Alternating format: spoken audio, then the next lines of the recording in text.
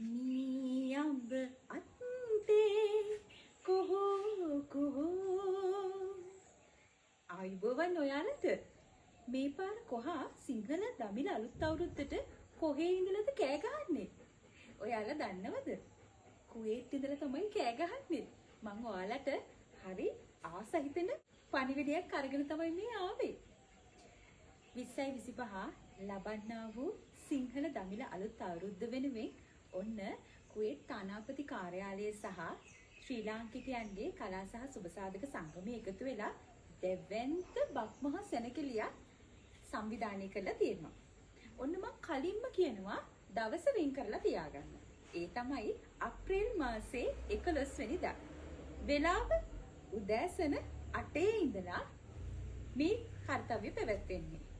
එදාට ඔයාලට අපේ ශ්‍රී ලාංකීය හෙළ සංස්කෘතිය අවුරුදු සැනකෙළිය ඉතාමත් අපූර්වට රස විඳින්න පුළුවන්.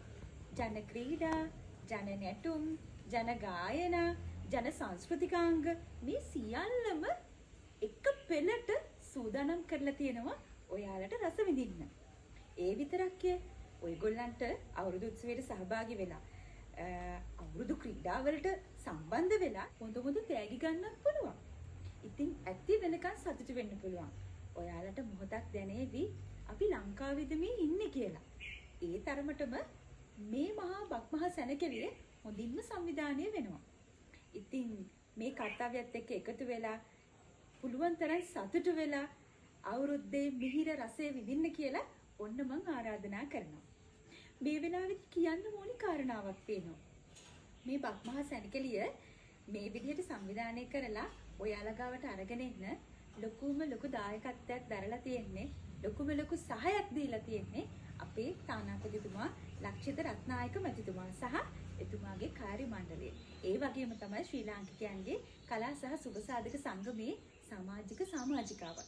ඉතින් ඔයාලා වෙනුවෙන් මේ කරන මාහි කාර්යය පිළිබඳව අපි යාලට ස්තුතිවන්ත වෙන්නත් ඕනි. ඉතින් තානාපති කාර්යාලයේ පූර්ණ අනුග්‍රහය සහයෝගය යටතේ මේ පවත්වන මහා බක්මහා සැනකෙළිය 2025 අප්‍රේල් 11 වෙනිදා උදේ 8ට අබ්බාසියා ක්‍රීඩාංගණයේ පැවැත්වෙනවා.